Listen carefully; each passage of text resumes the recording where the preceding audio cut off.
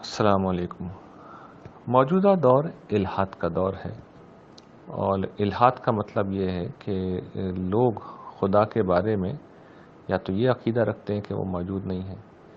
یا یہ کہ ان کے اندر شک ہے، ان کے دلوں کے اندر تردد ہے، اسکیپٹسزم جسے انگریزی میں کہتے ہیں۔ الحاد کو ایتھیزم کہتے ہیں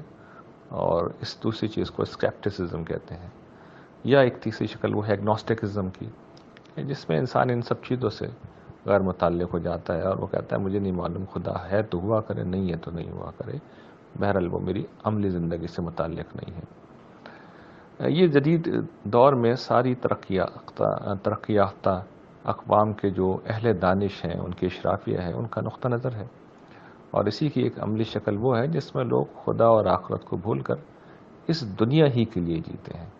چاہے وہ مذہب کا نام لیں اور چاہے وہ مذہب کا نام نہ لیں۔ میں جب سوچتا ہوں کہ اس پوری صورتحال کی وجہ کیا ہے، تو اس کی وجہ یہی ہے کہ جو قرآن نے بیان کی ہے اپنے آغاز میں، کہ اس نے جس امتحان میں ہمیں ڈالا ہے، اس امتحان میں اللہ تعالیٰ کسی کو جھنجھوڑ کے نہیں بتا رہا ہے کہ میں موجود ہوں۔ نیکی کرنے پہ کوئی فوری جزا نہیں دے رہا ہے اور گناہ کرنے پہ کوئی فوری سزا نہیں دے رہا ہے، بلکہ امتحان کے لیے انہوں نے لوگوں کو آزاد چھوڑ رکھا ہے۔ اور اس میں انسان یہ بھول جاتا ہے کہ وہ کس دنیا میں موجود ہے، اور اس کو اس صورتحال کو شاید انگریزی کے ایک ایکسپریشن میں بڑی کمال خوبی سے بیان کیا جاتا ہے۔ وہ ایکسپریشن یہ ہے کہ to take something for granted, یعنی اس کا مطلب یہ ہوتا ہے کہ آپ کسی حقیقت کو اس سے اتنے زیادہ آشنا ہیں، اس میں اتنا رہتے ہیں کہ آپ اس کو اپریشیٹ ہی نہیں کر سکیں، اس کو سمجھتے ہی نہیں ہیں۔ یہ جو کائنات جس میں ہم جی رہے ہیں، یہ جو انفس و آفاق کی نشانیاں بکھری ہوئی ہیں، یہاں جو ہم زندگی گزارتے ہیں، جو سہولتیں ہیں، جو آسانیاں ہیں، سورج نکلتا ہے، چاند نکلتا ہے،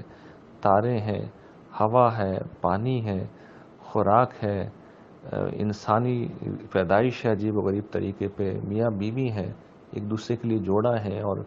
حیرت انگیز طور پہ برابر تعداد میں پیدا ہوتے چلے جاتے ہیں، کوئی کمی نہیں ہوتی، یعنی جتنے مرد اتنی عورتیں، یعنی ہر چیز میں لگتا ہے کہ زندگی کو سپورٹ کرنے کے لیے، فیسیلیٹیٹ کرنے کے لیے پورا سسٹم بنا ہوا ہے۔ اور میں اکثر توجہ دلاتا ہوں کہ یہ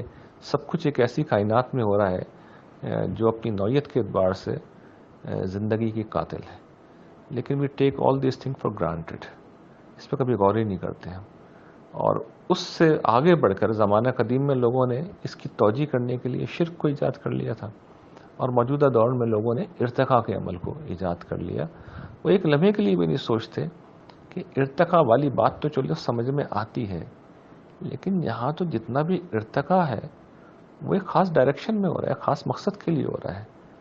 یعنی ایک خاص مقصد کو حاصل کرنے کے لیے ہر چیز آگے بڑھ رہی ہے،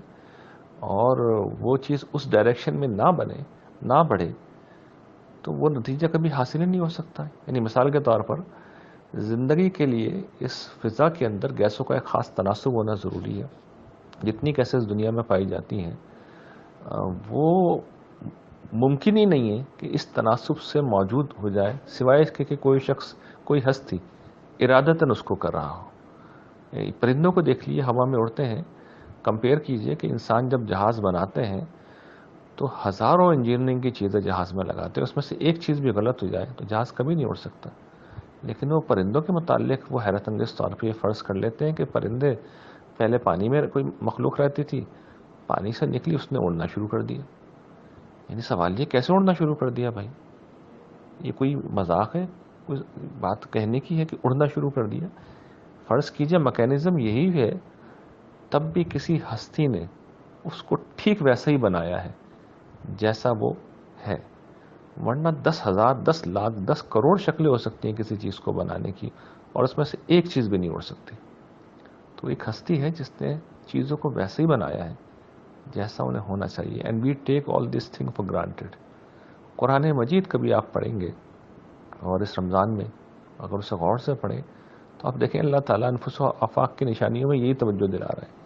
کہ ہر چیز دیکھو ویسے ہی مسخر ہے جیسے اسے ہونا چاہیے، یعنی ویسی ہی ہے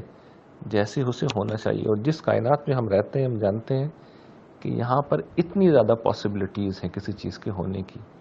یعنی ایک چیز 10 کھرب طریقے سے ہو سکتی ہے یہاں پہ، لیکن وہ ویسا نہیں ہوتی. 10 کھرب میں سے وہ چن کے ایک ہی طریقے سے ہوتی ہے، اور وہ طریقہ ہے جس میں کوئی چیز زندگی کے لیے بالکل کارآمد ہو جاتی. تو اس چیز کو کبھی دیکھیں تو آدمی بے اختیار سجدے میں گر جاتا ہے کہ پروردگار، پھر زبان سے وہی نکلتا ہے جو قرآن کے اپنے الفاظ ہیں، ربنا ما خلقت ھذا باطلا، یا اللہ یہ چیزیں ایسے بیکار ہے، بس بے مقصد پیدا نہیں ہو سکتی. اس سب کے پیچھے ایک حکیم ہستی ہے جو کسی پرپس سے یہ کر رہا ہے، اور ایک دن آئے گا کہ وہ سب لوگوں کو اپنے پاس جمع کرے گا اور ان کے اعمال کا پھر حساب کرے گا. وآخر دعوانا الحمدللہ رب العالمین.